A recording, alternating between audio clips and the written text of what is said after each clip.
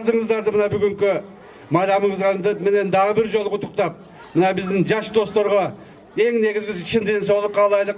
Мамлекетибизде эч качан согуш деген нерсе болбосун. Биздин жаш балдар азыркы мезгилдин талабына ылайык ошол деңгээлдеги көп тилди билген, азыркы технологияны өздөштүргөн бактылуу жаштарга болуп өсүшүнө биз шарт түзүшүбүз керек. Ошондуктан бардыңыздарды дагы бир жолу бүгүнкү майрамыңыздар менен ар дайым күнүбүз ачык болсун, балдарыбыз бактылуу болсун. Майрамыңыздар менен.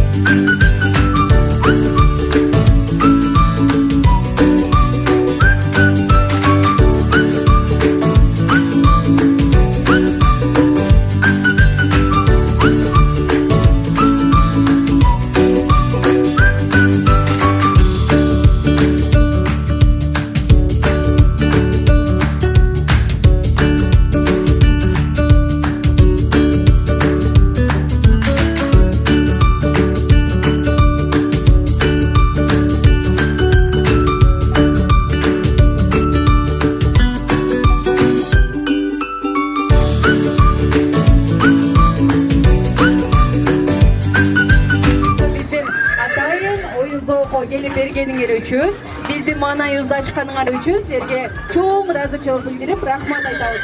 Эми балмуздак жеп бүтсөңөр, калуучулар болсо ушул жерде бийлесек болот.